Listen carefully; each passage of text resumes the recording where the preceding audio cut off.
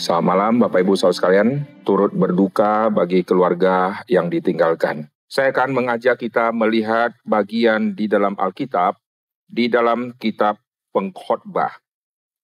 Ayat ini sangat sering orang bacakan pada saat kedukaan, dan saya akan membacakan Pengkhotbah pasal yang ke-7 dari ayat yang pertama sampai ayat yang ketiga. Pengkhotbah pasal ke-7 ayat pertama sampai ayat yang ketiga. Demikian firman Tuhan.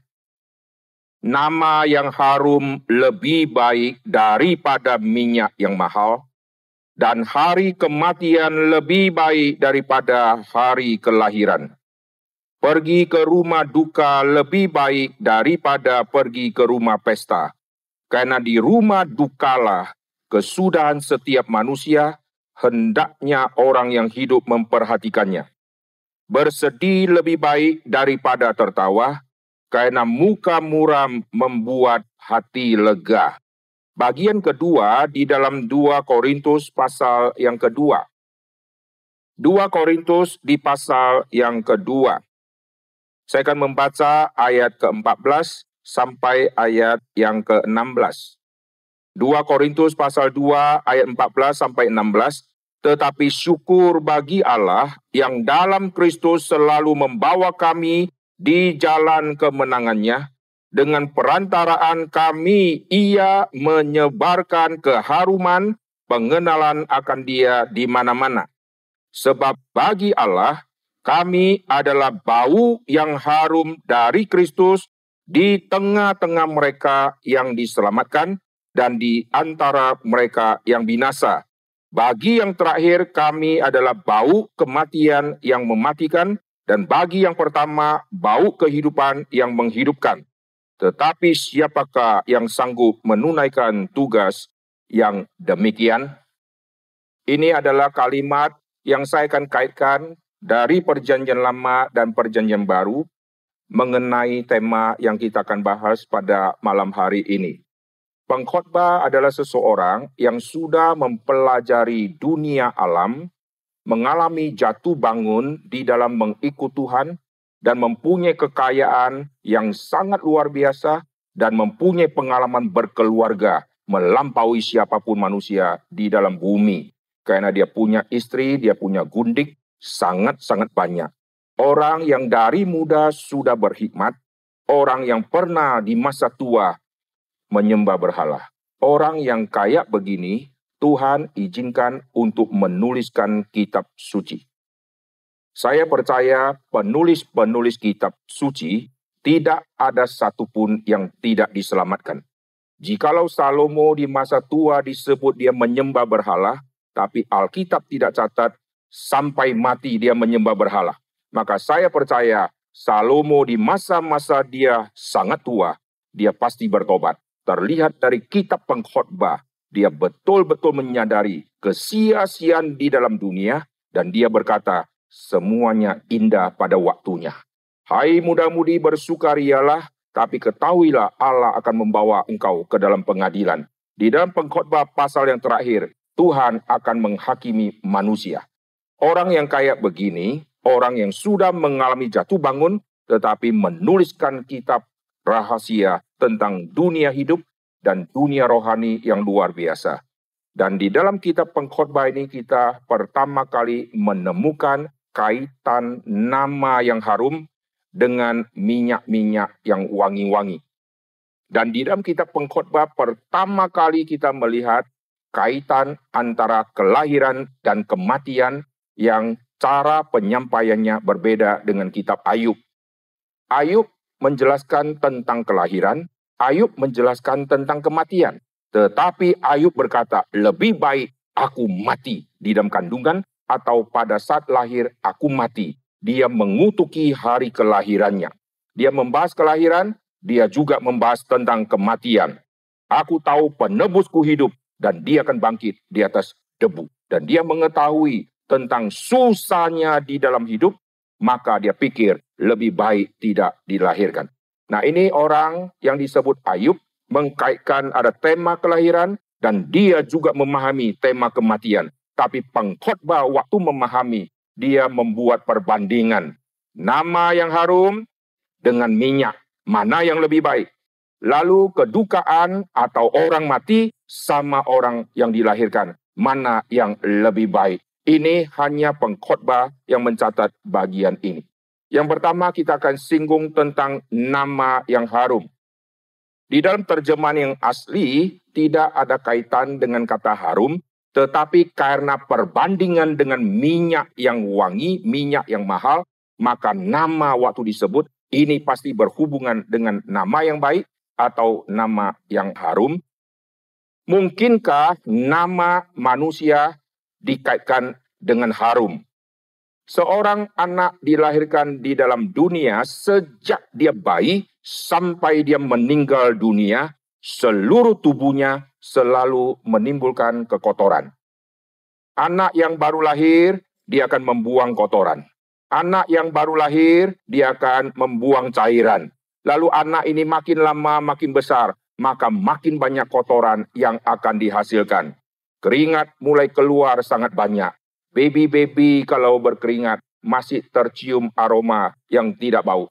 Tapi makin dewasa, makin keluar semua aroma-aroma yang tidak diharapkan. Oleh sebab itu, minyak wangi jadi laku. Odol jadi laku. Coba mulut tidak pernah mengeluarkan yang aroma yang bau, maka odol tidak diperlukan. Betul nggak? Tubuh menghasilkan aroma wangi, maka parfum semua tutup. Tidak ada orang jualan parfum. Rambut mengeluarkan aroma yang wangi, sampo dengan aroma wangi, semua tidak laku. Dan manusia tidak akan keramas. Sabun identik dengan aroma, ada wanginya. Odol identik dengan aroma. Untuk apa? Untuk menutupi semua kekotoran yang dihasilkan dari tubuh.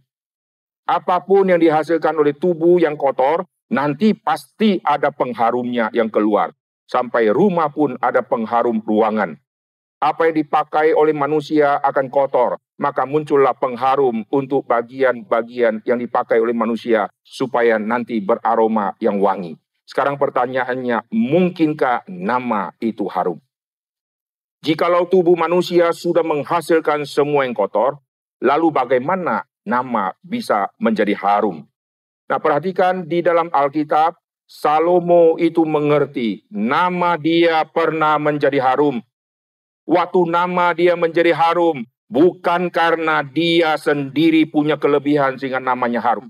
Tapi Tuhan memberikan dia bijaksana melampaui orang di zamannya. Sehingga bangsa-bangsa sekitar waktu mendengarkan bijaksana dari seorang yang memerintah, lalu mereka terkaget-kaget dari tempat yang jauh mereka ingin berkunjung dan ingin membuktikan dengan mata mereka seberapa bijak anak muda ini.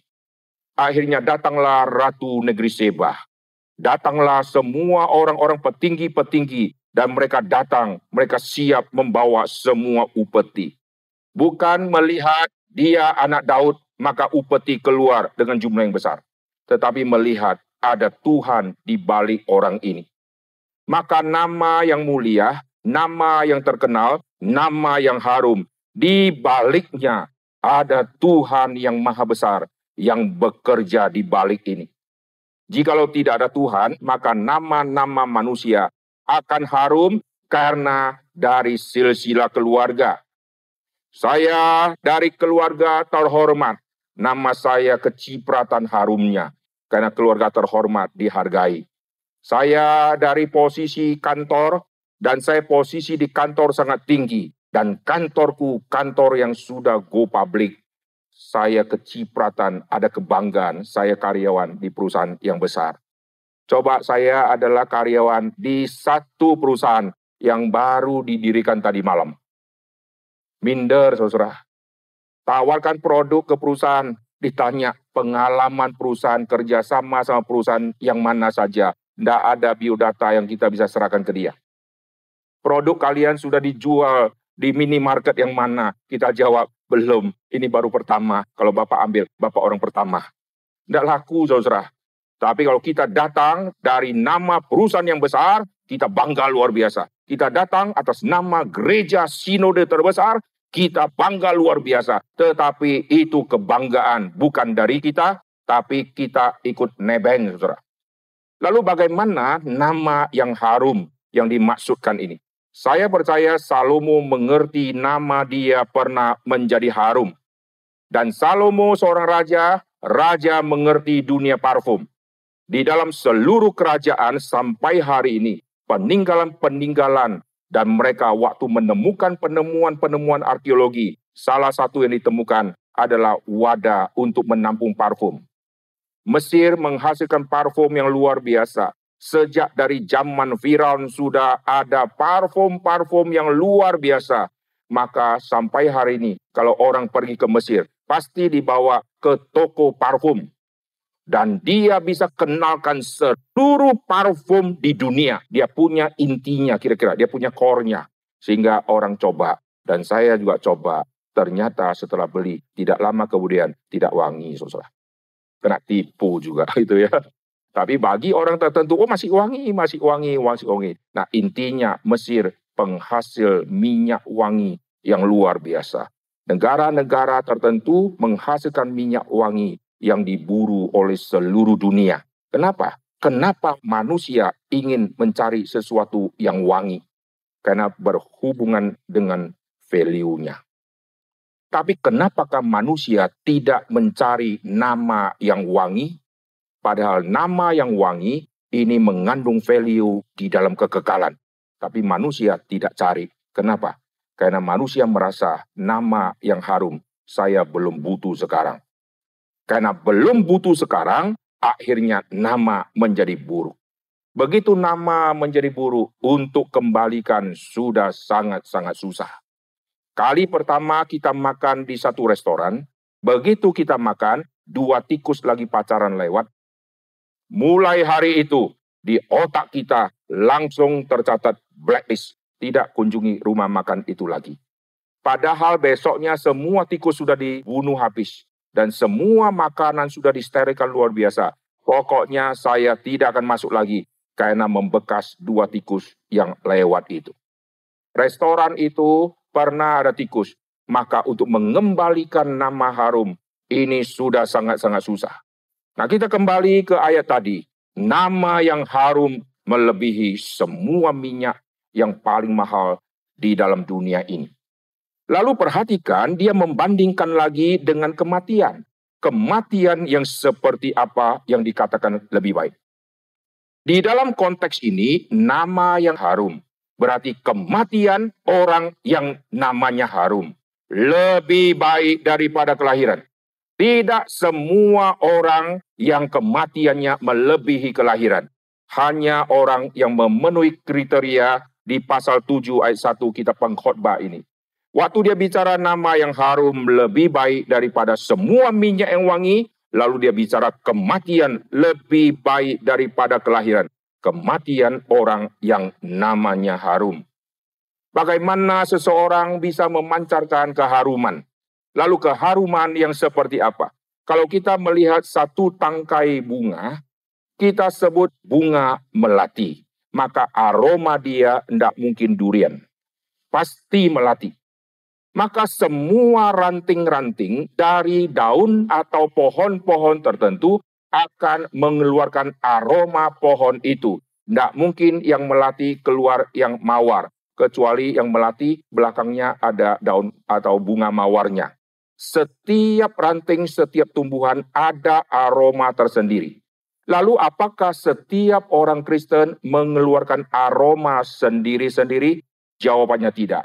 Karena aroma yang kita keluarkan pasti aroma yang berbau, aroma yang kotor. Tetapi di dalam kitab Korintus dikatakan Kristus adalah yang memakai kita untuk menyebarkan aroma.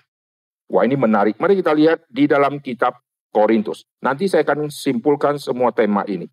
2 Korintus di pasal yang kedua. 2 Korintus di pasal yang kedua di ayat ke-14.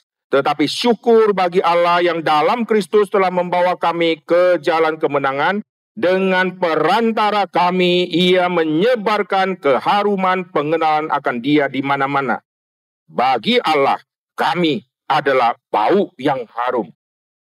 Bagi Allah, kami ini bukan aroma bau.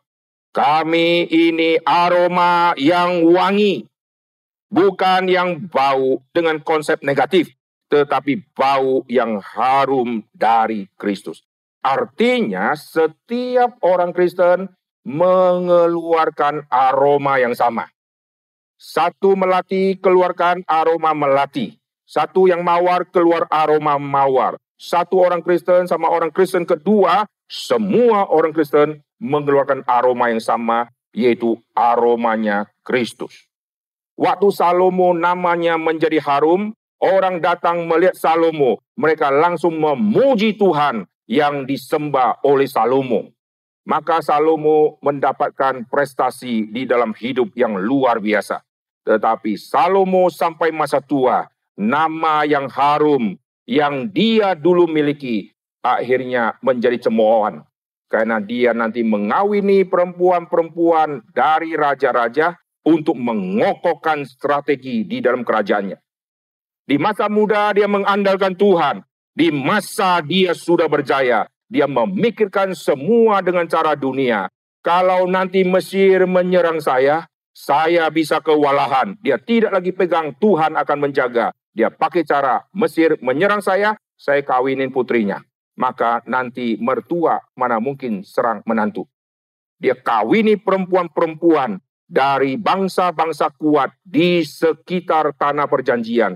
Akhirnya dengan dia kawinkan, maka dia harus melayani istri-istri dari bangsa-bangsa yang punya ilah-ilah, dan untuk menyenangkan semua istrinya, dia buat berhala kuil-kuil. Dan akhirnya satu sisi dia mendirikan rumah Tuhan, sisi yang lain dia juga mendirikan kuil. Dia ingin namanya harum di kalangan orang percaya. Dia juga ingin harum di kalangan orang penyembah berhala. Maka dia pikir dengan cara begini, nanti nama dia akan harum di Mesir. Nama dia akan harum di Moab dan yang lain-lain.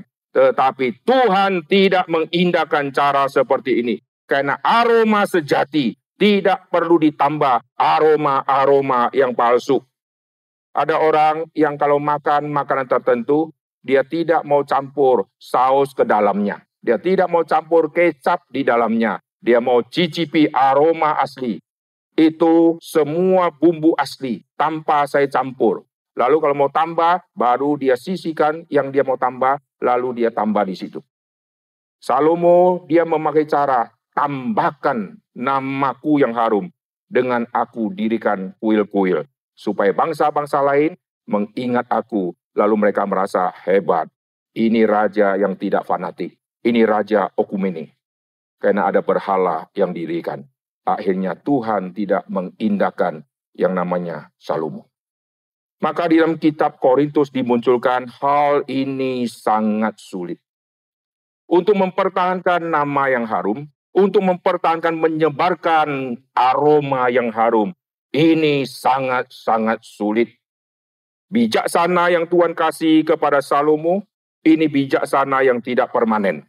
Nama yang mulia, nama yang harum dikasih kepada Salomo, itu nama yang tidak permanen. Karena akhirnya dia mempermalukan nama Tuhan. Lalu kalau Tuhan memakai kita untuk menyebarkan aroma Kristus, saat kita taat, kita dipakai Tuhan. Saat kita tidak taat, Tuhan menyisihkan kita dan Tuhan pakai yang lain. Saat itu kita tidak menghasilkan apa-apa lagi. Nah, perhatikan waktu disebut tentang kematian melampaui kelahiran. Apa hubungan kelahiran sama kematian? Kita kalau melihat kelahiran, seluruh keluarga bersuka cita. Kematian, seluruh keluarga berduka cita. Lalu apa bedanya? Yang satu bersuka cita, yang satu berduka cita. Orang yang baru dilahirkan, kelemahannya, dia tidak pernah mempunyai memori masa lalu. Karena dia dari janin, lalu dilahirkan. Otak belum terbentuk sempurna, memori untuk mengingat masa lalu. Dia tidak bisa ingat betapa susahnya dia di dalam kandungan mama. Semua memori tidak pernah dia ingat. Pernahkah kita sharing kesaksian kita di dalam rahimnya mama? Tidak ada memori itu, betul nggak? Bahkan memori kita umur 1 tahun kita pun nggak tahu. Kalau mama tidak cerita, kita nggak bakalan ingat sendiri. Lalu kelemahan orang yang dilahirkan tidak tahu memori, tidak pernah alami keselamatan secara real, menerima Kristus yang mati untuk dia. Tetapi orang yang sudah lahir, mengalami jatuh bangun, pernah menyangkal, akhirnya pernah menerima Yesus, pernah melayani, orang seperti ini akhirnya setia sampai mati. Maka waktu dia mati melampaui hari kelahiran. Kematian seseorang itu akan meninggalkan nama. Oleh sebab itu di batu nisan kita melihat kematian orang, meninggalkan nama, meninggalkan tahun lahir, lalu tahun mati. Lalu ayat Alkitab, bukan dia yang pilih, kebanyakan dipilih oleh anggota keluarga. Karena dia tidak sadar kapan dia mati. Tapi ada orang yang sudah pilihkan duluan, padahal masih remaja dia. Nanti kalau saya mati, ayatnya ini, padahal matinya masih lama. Banyak ayat di hari kematian itu dipilih oleh orang yang masih hidup. Maka kita lihat di batu nisan, nama itu diutamakan. Lalu baru tahun lahir, lalu baru tahun mati. Di NTT kalau kebaktian perkabungan ada satu kebiasaan, bukan hanya tinggalkan nama, tapi tinggalkan prestasi. Maka di hari perkabungan dibacalah semua biodata. Dilahirkan tahun sekian, SD di mana, SMP di mana, SMA di mana, dibacain. Kalau dia punya pengalaman kerja 13 perusahaan, satu-satu dibacain, saudara ya. Kayak mau lamar kerja. Tahun sekian sampai sekian menjadi sales manager di satu perusahaan. Tahun sekian-sekian, ini masih pengalaman kerja. Belum pengalaman pelayanan. Waktu masih remaja pernah jadi pembina. Diisi semua anggota KUR. Daftarnya panjang. Dibacain satu-satu. Dengan filosofi apa? Selain meninggalkan nama, dia meninggalkan jasa, meninggalkan prestasi. Tapi ada orang yang tidak perlu dibacakan. Begitu sebut nama, orang langsung tahu semua jasa dan prestasi yang pernah dia raih. Mana yang lebih baik? Dengar nama, langsung daftarnya keluar. Atau dibacain. Setelah dibacain, kita lupa semua. Mana yang lebih bagus? Dulu Pak Tong pernah mengatakan, kalau saya khotbah, jangan kasih judul. Wah, dulu ya. Kalau sudah kasih judul, judul mengikat saya. Kalau Tuhan gerakkan saya tema lain, saya susah untuk ganti nanti. Tulis nama saya saja, karena nama itu jaminan mutu. Kita lihat pokoknya nama Pak Tong sudah muncul. Ikut sajalah. Tidak usah pikir tema apa, dia mau bahas tema PL, tema PB, pokoknya datang saja. Untuk mencapai level kayak itu sangat sulit, saudara. Maka kita masih memakai cara umpan, kasih tema. Kasih tema menarik supaya orang datang. Kalau Pak Tong sudah lewat masa itu, dia pasang nama saja, semua orang sudah percaya. Dengan kata STEMI, ada Stephen Tong. Seluruh dinas pendidikan langsung, oke, kasih tanda tangan, rekomendasi. Indonesia, kita keliling KKR regional, kita bisa stop pelajaran di sekolah negeri. Saya mau KKR. Kok bisa, saudara? Karena kata STEMI itu, saudara. Ada Stephen Tong, jaminan mutu. Nah, sekarang kita kembali, nama yang harum. Lalu kematian dari orang yang harum namanya. Itu lebih baik daripada kelahiran. Maka kematian seseorang bercerita panjang dan banyak. Oleh sebab itu di zaman Alkitab hari berkabung dibuat panjang. Kalau kita buat panjang kelelahan kita. Di zaman Alkitab hari berkabung itu panjang luar biasa. Karena apa? Ada hal yang harus direnungkan oleh orang zaman itu. Ada hal yang harus direnungkan oleh keturunannya. Maka berkabung dibuat panjang luar biasa. Dengan ada orang yang sudah mati, maka cerita keluar semua. Orang yang mati tidak usah cerita lagi. Orang yang hidup sekarang bercerita tentang orang yang mati. Betul nggak? Itulah hari kematian yang agung. Waktu kita lahir, orang-orang mentertawakan kita. Lucu ya anak ini, dia cubit-cubit kita. Dulu ada orang berkata, waktu saya lahir, engkau silakan ketawain saya. Tapi tunggu saya mati, kau akan nangis. Wah, kalimat itu waktu saya dengar, saya terus pikir. Waktu saya lahir, orang ketawain, orang cubit-cubit. Waktu kita mati, adakah orang menangis? Atau jangan-jangan waktu kita mati, orang tertawa terbahak-bahak? Saya percaya almarhumah seorang yang cinta Tuhan. Pendeta Irwan Arifin ada berkata kepada saya, almarhumah seorang yang rajin, yang suka belajar firman. Almarhumah seorang yang mendidik anak, bukan dengan prinsip dunia. Saya percaya almarhumah di dalam masa hidup, dia sudah menemukan prinsip dan bijaksana dari Tuhan yang sangat-sangat tinggi. Dan saya percaya relasi almarhumah dengan semua rekan-rekan, dia bukan mengerjain rekan-rekan, tetapi dia meninggalkan nama yang harum bagi semua. Oleh sebab itu di hari perkabungan, kalau orang yang mati nama tidak harum, tidak ada orang yang mau datang.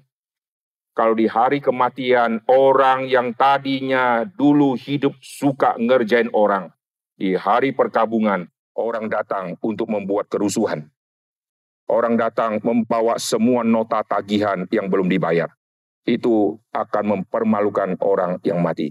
Tapi orang yang sudah mati di dalam Tuhan, orang yang hidup yang terus akan bercerita, tidak akan habis-habis. Itulah yang kita harapkan, amin. Dulu ada satu bapak yang meninggal. Waktu dia meninggal, dia orang sederhana. Yang hadir di kebaktian dia ada 1.000 lebih orang. Dan waktu saya khotbah di hari kebaktian itu, saya kaget luar biasa. Menunggu jam ibadah, orang datang terus silih berganti. Ada yang pakai tutup kepala datang, ada yang datang langsung memeluk peti mati. Bapak inilah waktu masih hidup, yang kasih persembahan untuk saya. Lalu ditanya, ibu ini siapa? Saya ini tukang jahit. Saya punya satu mesin jahit yang sudah tua. Bapak ini menggantikan satu mesin jahit. Istri dari bapak ini kaget. Selama hidup saya tidak tahu suami saya beli mesin jahit untuk orang lain. Dan yang dapat mesin jahit ini sekarang sudah hidupnya enak. Dan dia kunjungi peti itu dan dia peluk. Bapak inilah yang menolong. Saya lihat lagi sekelompok anak-anak kecil. Saya tahu ini agama bukan Kristen. Dibawa oleh pembinanya. Lalu datang ke peti mati. Lalu mereka berkata, Bapak ini yang terus mendukung panti asuhan kami. Kita kalau mendukung panti asuhan biasa ya, panti asuhan Kristen ya. Tapi Bapak ini menolong panti asuhan yang bukan Kristen. Dan hari kematian dia, mereka datang. Saya kaget-kaget. Ada satu ibu lagi, ibu yang polos dari kampung, nggak tahu dari kampung mana.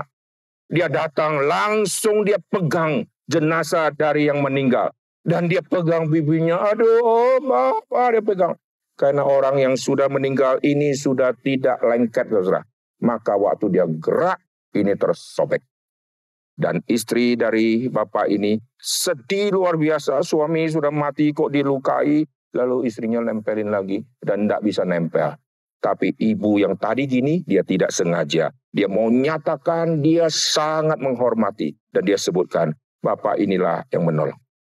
Lalu karyawan-karyawan dia satu persatu bersaksi. Om ini suka menolong kami. Waktu ditanya cara nolongnya gimana. Lalu istrinya berkata, pantas suami saya kalau pagi keluar bawa uang segepok, pulang hilang. Saya pikir jajan kemana. Ternyata suaminya setiap pagi dia bawa uang di kantong. Lalu dia lihat karyawan yang begitu banyak. Dia suruh satu karyawan, sapu sini ya. Padahal enggak kotor. Karena sudah sapu, lalu dia kasih uang. Dia tidak kasih uang kepada yang tidak kerja. Dia suruh kerja dulu, dia kasih uang. Nanti pot bunga yang tidak perlu dipindah, dia panggil satu, tolong pindahkan ke sana, dia kasih uang. Dan dia lakukan terus-menerus. Dan istrinya tidak tahu. Maka banyak hal istri tidak boleh tahu. Karena istri yang memegang keuangan. Dan dia kerjakan. Waktu dia mati, istrinya sedih dan nangis luar biasa. Baru dia tahu uang yang dipakai oleh suami untuk semua karyawan. Dan dia semakin terharu dan semakin nangis. Orang ini sudah mati, tetapi orang lain terus bercerita tentang hidupnya orang ini. Dan orang yang mati ini dibawa ke gereja. Dan dari gereja diangkat oleh majelis untuk menuju sampai ke tempat peristirahatan. Penghormatan yang luar biasa karena nama yang harum. Amin. Jikalau kita lahir dalam dunia, kita sudah mencapai prestasi yang sangat tinggi, tapi nama tidak harum. kita akan menuju kepada kematian yang tidak lebih baik daripada kelahiran. Tapi kalau mati di dalam nama yang harum, itu artinya kematian melampaui kelahiran. Terakhir, mari kita kembali ke Pengkhotbah pasal yang ke-7 tadi. Bersedih lebih baik daripada tertawa, karena muka murah membuat hati lega. Kita kembali ke kitab Korintus tadi tentang bau yang harum. Oke, saya akan simpulkan kaitan semua tema ini dengan cerita bagaimana korban-korban yang dikorbankan harus harum. Binatang-binatang kalau diserahkan untuk korban bakaran harus masukkan lemak supaya menimbulkan bau yang harum dan Tuhan terima. Jadi bukan Tuhan terima hanya korban daging. Tuhan mau yang harum, maka harus pakai lemak. Lemak menimbulkan wangi-wangian. Bukan Tuhan punya hidung suka cium-cium, tidak. Karena bau yang wangi itu adalah ibarat pemberian terbaik untuk Tuhan. Raja-raja kalau menghadapi orang-orang harus mandi dulu, harus wangi dulu. Panggil permaisuri, panggil gundik-gundik, semua harus harum dulu. Karena raja tidak boleh cium yang tidak harum. Apalagi Tuhan, saudara. Maka korban harus harum. Maka dikasih lemak. Bagaimana korban sajian? Korban sajian waktu dikorbankan harus kasih kemenyan supaya harum. Nah sekarang bagaimana dengan manusia? Roma 12, persembahkanlah dirimu. Mesti plus 1 lagi. Kalau saya kaitkan semua ini, plus nama yang harum. Kalau diriku dipersembahkan, saya sudah selesai. Tapi hidup saya tidak mencerminkan Kristus di dalam hidupku. Mesti plus. Ingat, kematian orang yang namanya harum lebih baik. Paulus berkata, mati adalah keuntungan. Karena nama dia sudah mencapai nama yang harum. Karena Kristus memakai dia untuk mengeluarkan aroma yang harum. Pengenalan akan Kristus. Orang kayak begini, barulah mati keuntungan. Jikalau tidak, mati kecelakaan. Karena akan menghadap Tuhan yang akan menghakimi setiap kita. Jadi persembahkanlah dirimu sebagai persembahan yang kudus di hadapan Tuhan.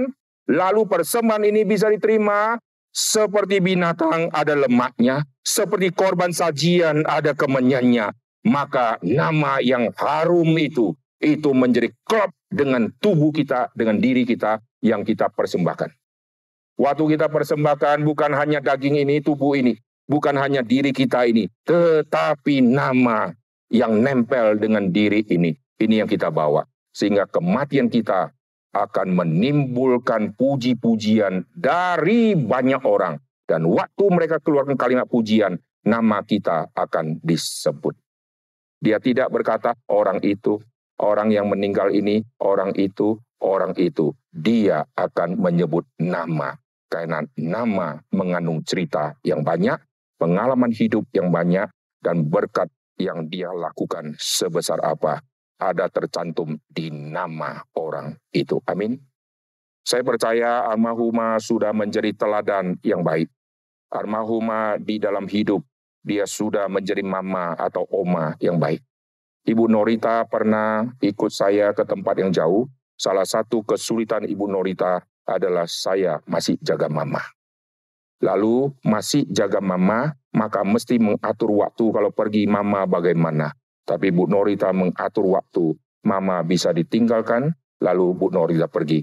Akhirnya puji Tuhan, Tuhan kasih mama umur yang begitu panjang. Sampai hari ini kita melihat mama meninggal umur 88. Itu anugerah Tuhan.